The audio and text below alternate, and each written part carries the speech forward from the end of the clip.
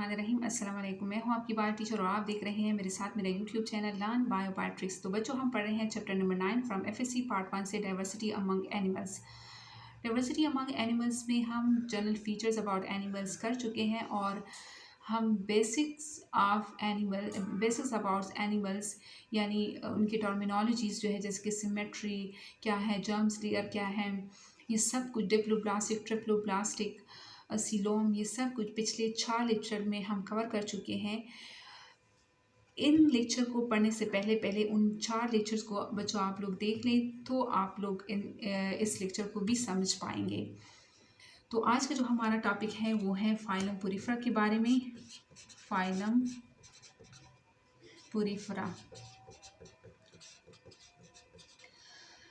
Porifera का मतलब है पोर्स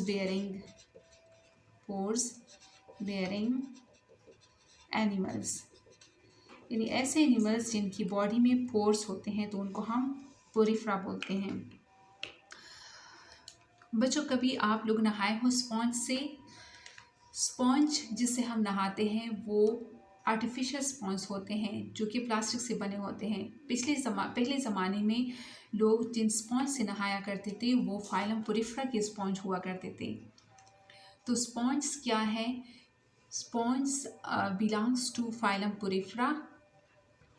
और ये भी हमें पता है कि जितनी भी प्रिमिटिव एनिमल्स हैं या प्रिमिटिव ऑर्गेनिजम्स हैं उनका ओरिजिन कहाँ पे हुआ? वाटर में।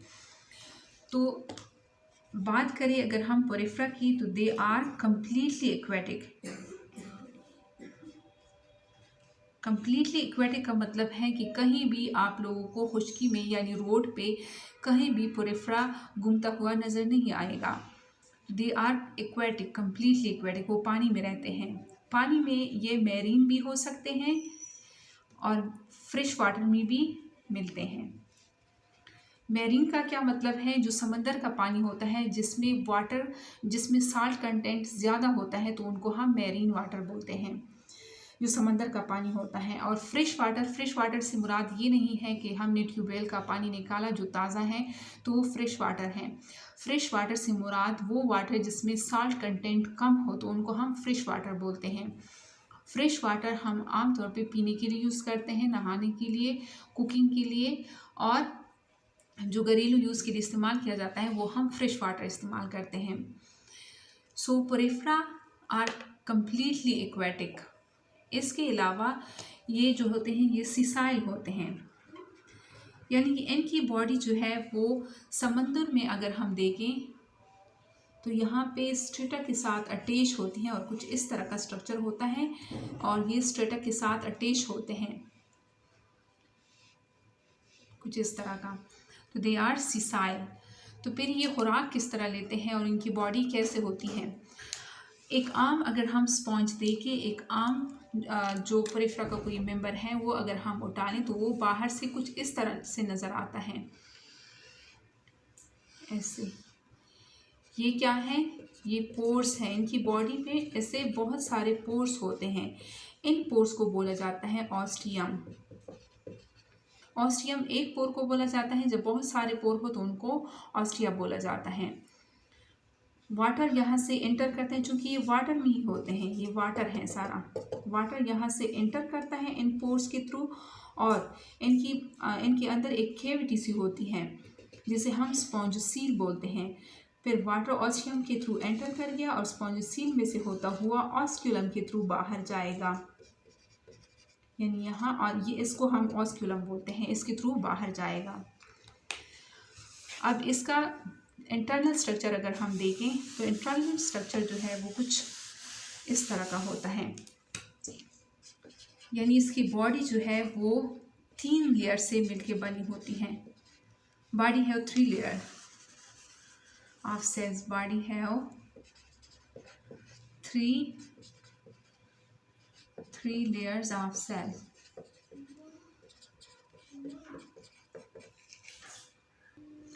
सबसे बाहर वाली जो लेयर है उनको हम बोलते हैं पेनिकोडर्म और दूसरी जो लेयर है उसके नीचे उनको हम बोलते हैं मीजोहाइल। तीसरी जो सबसे अंदर वाली लेयर है उनको हम बोलते हैं गैस्ट्रोडर्म। अब ये कैसे अरेंज होते हैं? यहाँ पे जो पिनिकोडर्म है, जो सबसे बाहर के सेल्स होते हैं, वो कुछ इस तरह के अरेंज होते हैं।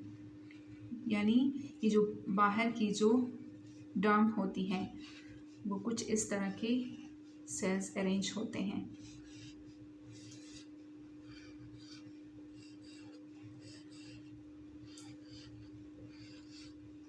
ये है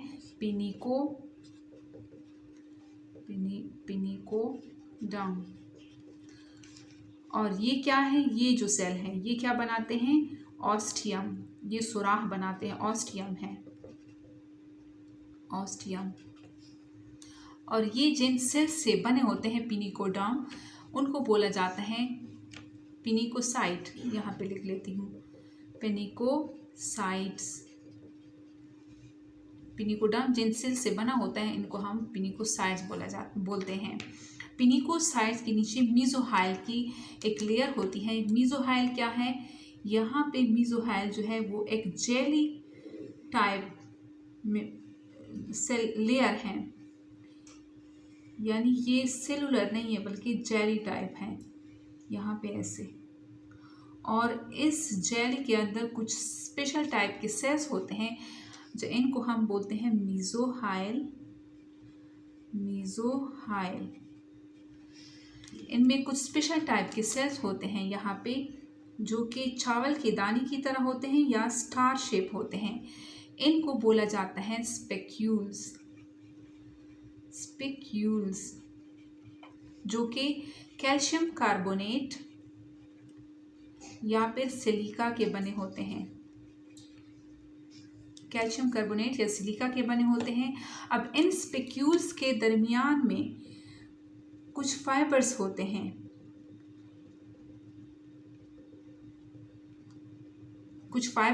हैं, जो प्रोटीन के बने होते हैं, जिसे हम बोलते हैं स्पॉन्जिन फाइबर्स। जिसे हम क्या बोलते हैं? Spongin fibres. ये स्पॉन्जिन फाइबर्स और स्पिक्यूल्स आपस में मिल के क्या बनाते हैं? एंडोस्केलेटन, यानी एक हार्ड स्ट्रक्चर सा बनाते हैं, स्ट्रेंथ देते हैं पेरिफेरा की बॉडी को। तो ये क्या है? इनके अंदर एंडोस्केलेटन होता है, जो कि स्पॉन्जिन फाइबर्स और स्पिक्यूल बनाते हैं। इसके अलावा मीजोहाइल सेल में मीजोहाइल की जो लेयर होती हैं उनमें यहाँ पे क्या होते हैं? अमीबॉइड सेल्स भी पाए जाते हैं। अमीबॉइड सेल्स जो कि मूव करते रहते हैं, इस साइड से भी और इस साइड से भी ये मूव करते हैं। इनको बोला जाता है अमीबॉइड सेल्स। इसके अलावा यहाँ पे और सेल्स भी होते हैं जिसे हम आर्कियोसाइट्स बोलते हैं। यहाँ पे कुछ और टाइप के सेल्स भी होते हैं जिसे हम बोलते हैं आर्कियोसाइट्स,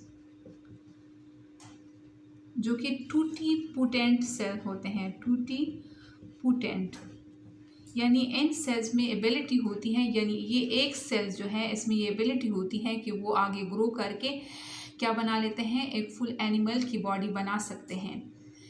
तो इस टाइप के सेल्स होते हैं मीजोहाइल में। अब मीजोहाइल के नीचे जो लेयर है यहाँ पे, इनको हम बोलते हैं गैस्ट्रोडर्म, जो सबसे नीचे वाली लेयर है। This we call gastroderm. Gastroderm में कुछ स्पेशलाइज्ड सेल्स होते हैं, जैसे कि ये और ये कुछ स्पेशलाइज्ड सेल्स होते हैं। इनका कॉलर है और ये इसमें फ्लैजेला भी प्रेजेंट होता है इन सेल्स में। और इन सेल्स को क्या बोला जाता है? ये सारे यहाँ पर सारे ऐसे होते हैं। इन सेल्स को बोला जाता है कोएनोसाइट्स। अब यहाँ से ऑस्टियम के थ्रू, क्योंकि ये एनिमल जो है ये वाटर में पाए जाते हैं, ऑस्टियम के थ्रू यहाँ से वाटर एंटर करेगा। एंटर करके स्पॉन्जोसील, ये जो कैविटी है, इसके अंदर जो कैविटी है, इनको हम बोलते हैं स्पॉन्जोसील।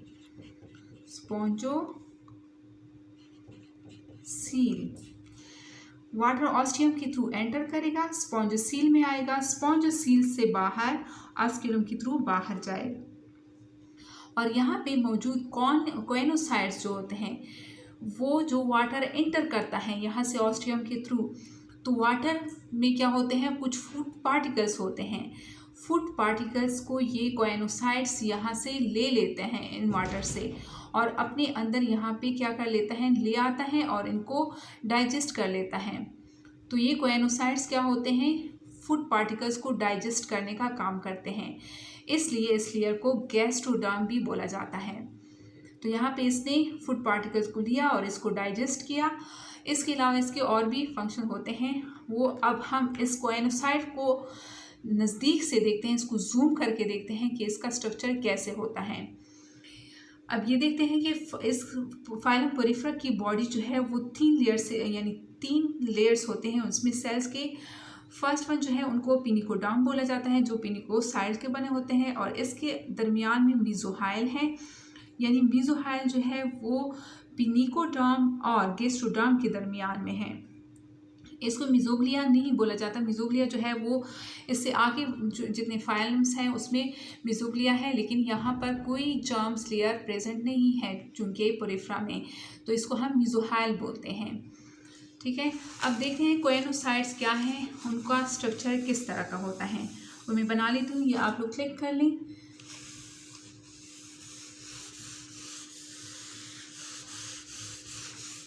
अच्छा, अब हम जूम करके बनाते हैं कोएनोसाइट्स। ये हमने बनाया एक कोएनोसाइट, ऐसे विलाई टाइप इसके फिंगर लाइक प्रोजेक्शंस होते हैं। अगर हम 3D स्ट्रक्चर बना लें तो कुछ इस तरह का, जैसे कि अनार। यहाँ पर क्या होता है, इसमें एक फ्लैजेला लगा होता है, फ्लैजेलम लगा होता है, और यहाँ पे न्यूक्लियस होता है। यहाँ पे ये जो हम बना रहे हैं स्पॉन्ज की बॉडी, यहाँ से जो इसको हम यहाँ से काट देते हैं ताकि अंदर का भी हमें नज़र आए। यहाँ से जो पोर्स होते हैं, जिसे हम ऑस्टिया बोलते हैं, इनके थ्रू वाटर एंटर करेगा, इनके थ्रू यानी बहुत सारे पोर्स होते हैं, वाटर एंटर कर गया। यहाँ पे अंदर में जो है ये सेल्स लगे होते हैं जिसे हम कोएनोसाइट्स बोलते हैं।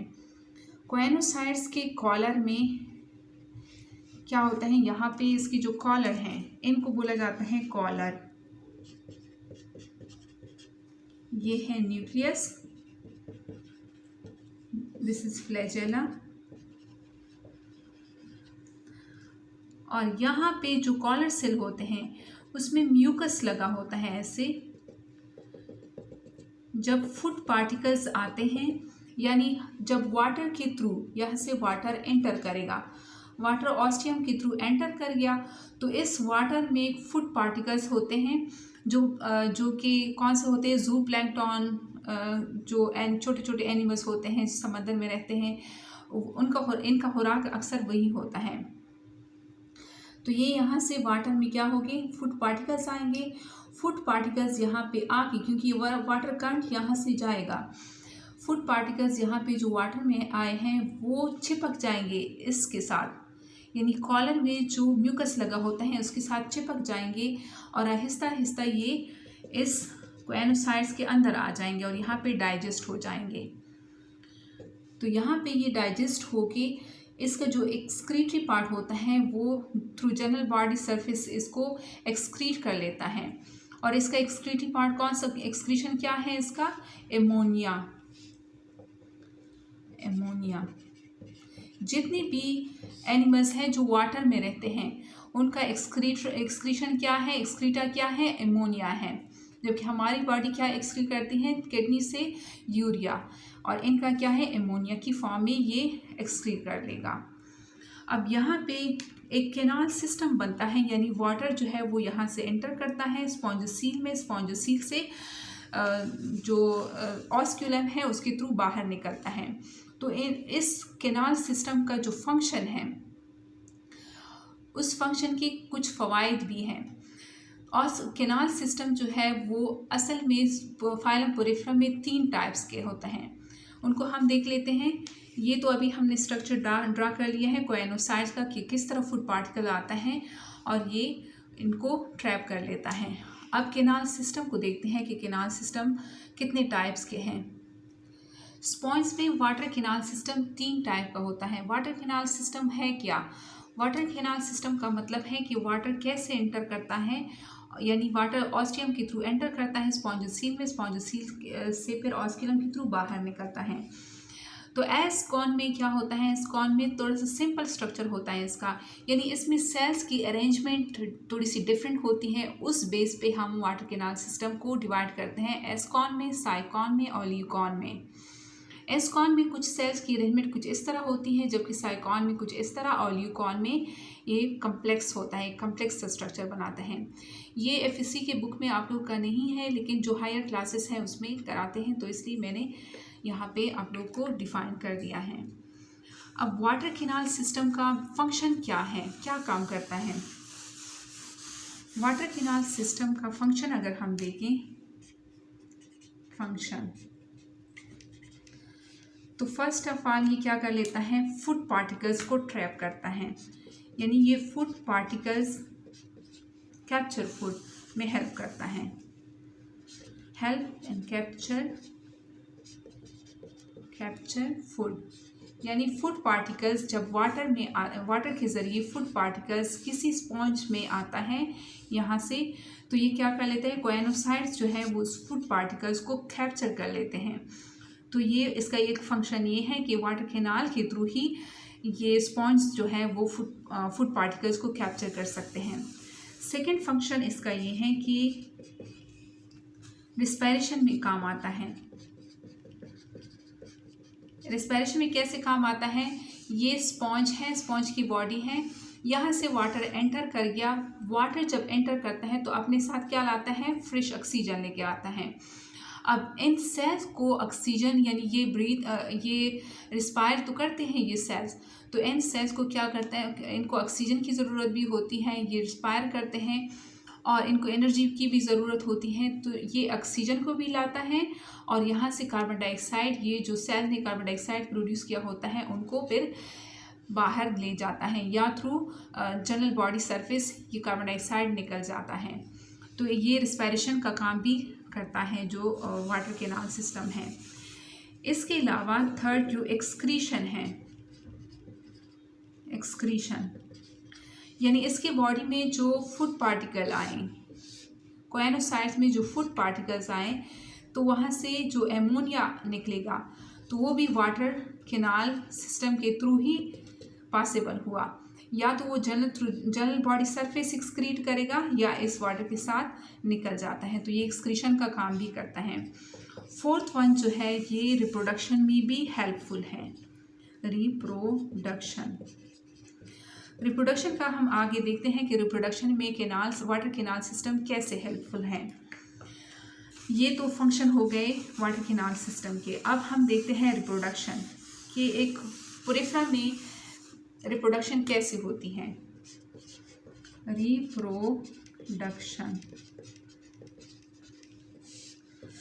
रिप्रोडक्शन जो है पोरिफेरा में सेक्सुअल भी होती है और एसेक्सुअल भी।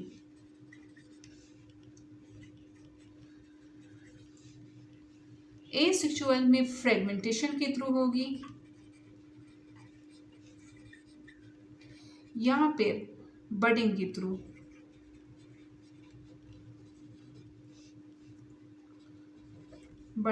थ्रू।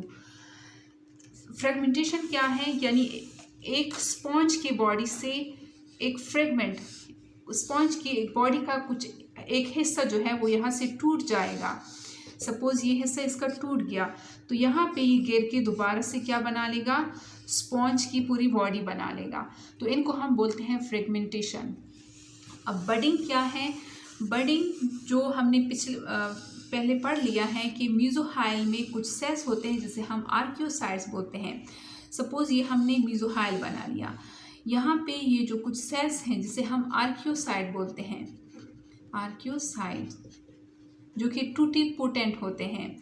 आर्क्योसाइट्स के गिर्द ऐसे स्पेक्यूल्स और जो फाइबर्स होते हैं स्पॉन्जिन के, वो ऐसे जमा हो जाते हैं और एक हार्ड स्ट्रक्चर बना लेते हैं, जिनको हम बोलते हैं जेम्यूल्स। यानी इसके अंदर, पोरिफेरा के अंदर इंटरनल बडिंग होती है, यानी यहाँ इसके बॉडी के अंदर ही बर्ड बनता है। जब हार्श मौसम होता है, यानी जब समंदर का पानी गंदा हो जाता है, तो ये एनिमल तो मर जाते हैं, ये जो इसकी बॉडी होती है ये तो मर जाती हैं, लेकिन ये जो जेम्यूल होते हैं वो ऐसे ही पड़े होते हैं। जब फिर से सही मौसम आता है, यानी वाटर साफ़ हो जाता है, इसके लिए फेवरेबल कंडीशन आ जाता है, तो ये दोबारा से ग्रो करके, यानी एक ही सेल होता है, दोबारा से ग्रो करके क्या बना लेते हैं, स्पॉन्ज की बॉडी बना लेते हैं। तो इसमें बडिंग भी होती है और फ्रेगमेंटेशन भी थ्रू एसेक्सुअल। अब सेक्सुअल रिप्रोडक्शन में क्या है, यहाँ पे सेक्सुअल रिप्रोडक्शन देखते हैं। सेक्सुअल रिप्रोडक्शन जैसे कि हमें पता है कि पोरिफेरा जो है वो बहुत ही प्राइमेटिव एनिमल्स हैं, तो उनकी बॉडी क्या है, हर्माफ्रोडाइट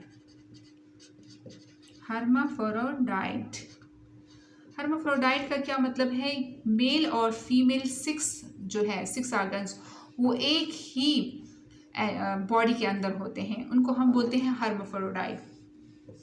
तो यहाँ पे स्पॉन्ज की एक बॉडी है और ये हमने बनाया स्पॉन्ज या कोई पोरिफेरा का मेंबर। इसकी मीजोहाइल की जो लेयर है उसमें अमीबॉयड सेल होते हैं। इस अमीबॉयड सेल से ही गैमीट्स बन जाते हैं, यानी मेल और फीमेल गैमीट्स बन जाते हैं। अब ये मेल और फीमेल गैमीट्स जो है वो एक ही स्पॉन्ज को फर्टिलाइज नहीं करते, बल्कि क्या करते हैं, यहाँ पे जो मौजूद स्पॉन्ज की बॉडी होती है उसमें भी ऐसे गैमीट्स बन जाते हैं, मेल और फीमेल। तो ये मेल गैमीट जो है ये यहाँ से जाएगा थ्रू वाटर करंट, यानी ये भी पॉसिबल है वाटर कैनाल के थ्रू, जो मैंने पढ़ा दिया कि रिप्रोडक्शन में भी हेल्पफुल है वाटर कैनाल सिस्टम इसका। तो ये वाटर कैनाल सिस्टम, यानी यहाँ से वाटर आएगा और इसके थ्रू ये जो गैमीट्स हैं इसका ये जाएगा यहाँ पे दूसरे स्पॉन्ज के पास और इस एक के साथ फ्यूज़ कर जाएगा। तो इसको हम बोलते हैं सेक्सुअल रिप्रोडक्शन। और फाइलम पोरिफेरा में इंटरनल रिप्रोडक्शन होती है, यानी जो फर्टिलाइजेशन होती है वो इंटरनल होती है, यानी बॉडी के अंदर ही एग फर्टिलाइज होता है, जैसे कि ह्यूमन बीइंग में होता है, उनको हम इंटरनल फर्टिलाइजेशन बोलते हैं। अब बात करें अगर एक्सटर्नल की, एक्सटर्नल क्या है, जो बॉडी के बाहर, जैसे कि मेंढक, एक फीमेल मेंढक जो है वो एग दे देती है पानी में, फिर उस पर मेल मेंढक जो है वो स्पर्म छिड़क देता है, यानी बॉडी के बाहर ही स्पर्म छिड़क देता है, तो उसमें एक्सटर्नल फर्टिलाइजेशन होती है। जबकि पोरिफेरा में जो है वो इंटरनल फर्टिलाइजेशन होती है। अब आगे जो बेसिक कैरेक्टरिस्टिक हैं वो हम लिख लेते हैं इसके, इस फाइलम के, यानी इसमें सिमेट्री किस टाइप की होती हैं। सिमेट्री का क्या मतलब है कि हम किस प्लेन में इसको दो बराबर हिस्सों में डिवाइड कर सकते हैं। तो दे आर एसिमेट्रिकल, इसकी कोई सिमेट्री बनती ही नहीं है। ज़्यादातर एसिमेट्री होते हैं, लेकिन कुछ मेंबर्स इसके हैं वो बायलैटरल सिमेट्री हैं। सिमेट्री के अलावा इसमें बॉडी प्लेन अगर हम देखें, बॉडी प्लेन, इसमें कोई एलिमेंट्री कैनाल आप लोगों ने देखा नहीं, इसमें कोई एलिमेंट्री कैनाल नहीं है। तो इसकी जो बॉडी है वो एग्रीगेट बॉडी प्लेन, यानी इसमें कोई ट्यूब ही नहीं है, कोई एलिमेंट्री कैनाल ही नहीं है, कोई ब्लाइंड से। फॉर एग्जांपल अगर हम बात करें ह्यूमन की, तो ह्यूमन का क्या है, इसका एलिमेंट्री कैनाल माउथ से स्टार्ट होकर एनस तक होता है, ट्यूब विद इन ट्यूब, यानी ये एक ह्यूमन की बॉडी है जो कि ट्यूब की तरह है, ये ह्यूमन की बॉडी है, ये ट्यूब की तरह है। अब इस ट्यूब के अंदर एक और ट्यूब है, ट्यूब विद इन ट्यूब, और ये इसकी भी ओपनिंग है जिसे हम एनस बोलते हैं, और ये माउथ है। तो इनको हम tube within tube body plan बोलते हैं। और यहाँ पे अगर हम बात करें नाइजीरिया की, हाइड्रा की, तो हाइड्रा की जो बॉडी होती है यहाँ पे उसका माउथ होता है और ये ब्लाइंड सेक होता है, इसका ये बंद होता है, तो इसको बोलते हैं ब्लाइंड सेक बॉडी प्लेन। और ये क्या है, यहाँ पे कोई इस तरह का स्ट्रक्चर यानी एलिमेंट्री कैनाल ही नहीं है, तो इसको हम एग्रीगेट बॉडी प्लेन बोलते हैं। अब थर्ड नंबर पे हम देखते हैं कि इसका क्या है। थर्ड नंबर पे हम जर्म लेयर लिख लेते हैं, जर्म लेयर। यानी जब एग जो है वो फर्टिलाइज हो जाता है स्पर्म से, तो वो ज़ायगोट बना लेता है। ज़ायगोट डिवाइड होकर माइटोटिकली डिवाइड हो जाता है और बहुत सारे सेल्स बना लेता है, और वो सेल्स खुद को अरेंज कर लेते हैं 3 लेयर्स में, एक्टोडर्म, मेसोडर्म, एंडोडर्म में।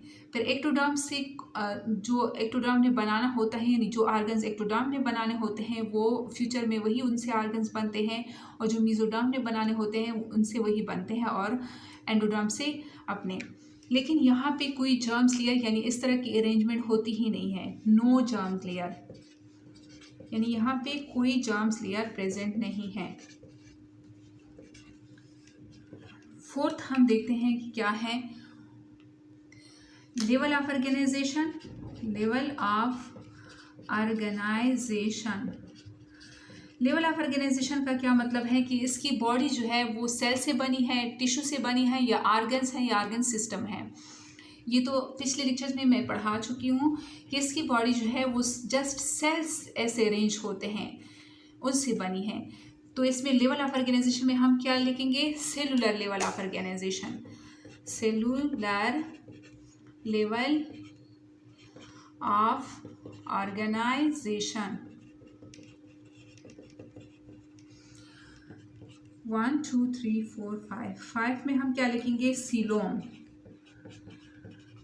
अब बच्चों इसमें कोई वो ही नहीं है, एलिमेंट्री कैनाल ही नहीं है। सीलोम की डिफिनेशन हम क्या करते हैं, सीलोम की डिफिनेशन हम करते हैं कि सपोज ये एक बच्चा है, उसकी बॉडी है, और ये एलिमेंट्री कैनाल है, दिस इज एलिमेंट्री कैनाल। तो इस बॉडी वाल और एलिमेंट्री कैनाल के दरमियान में जो खाली जगह है, ये और इस साइड पर ये, इनको बोला जाता है सीलोम, सीलोम। तो अब इस स्ट्रक्चर को आप लोग देख लें, ये स्पॉन्ज है, इसमें कोई एलिमेंट्री कैनाल है जो इस तरह का, फॉर एग्जांपल अगर ये एलिमेंट्री कैनाल इस तरह होता तो ये कैविटी बन सकती थी बॉडी वाल और एलिमेंट्री कैनाल के दरमियान में, लेकिन यहाँ पे तो कोई एलिमेंट्री कैनाल ही नहीं है, तो इस तरह का कोई स्ट्रक्चर ही नहीं बनता, तो इसमें कोई सीलोम ही नहीं है। So they are acoelomate, they are acoelomate. अब ये एक जो एनिमल्स का की फीचर है वो भी इसमें प्रेजेंट नहीं है, न्यूरॉन, यानी इसमें कोई न्यूरॉन्स भी नहीं है, नो न्यूरॉन्स।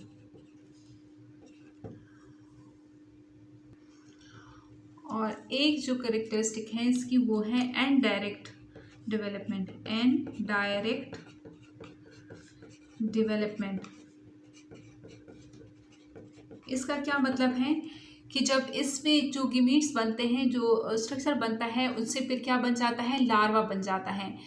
यानी जो ज़ायगोट हैं उनसे डायरेक्ट वही एनिमल नहीं बनता, बल्कि पहले लार्वा बनता है, फिर वो लार्वा जो है वो मूव कर सकता है, फिर उस लार्वा से फिर जो पोरिफ्रा होता है, पोरिफ्रा का कोई मेंबर होता है वो बन जाता है।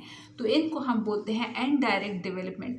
जैसे ह्यूमन बीइंग है, ह्यूमन बीइंग क्या है, उनकी ज़ायगोट से बच्चा ही बनता है डायरेक्ट, जबकि ये जो कैटरपिलर वगैरह होते हैं, जो तितली वगैरह हैं, उनसे उनका पहले लार्वा बनता है, उनमें क्या है, उनका जो डेवलपमेंट है वो इनडायरेक्ट डेवलपमेंट है, यानी डायरेक्ट एनिमल नहीं बनता, पहले लार्वा बनता है, फिर उसके बाद जो है वही एनिमल्स बनता है। सो इसमें जो डेवलपमेंट होगी वो इनडायरेक्ट डेवलपमेंट होगी।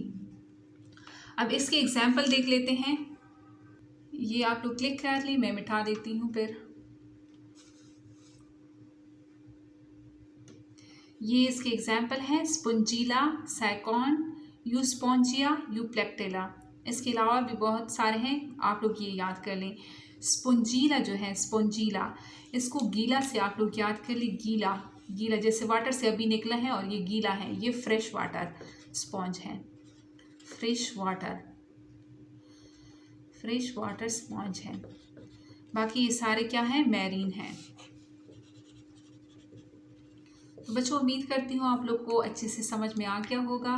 मिलते हैं नेक्स्ट लेक्चर में नेक्स्ट फाइलम के साथ। अब मुझे दे इजाज़त। अल्लाह हाफिज़।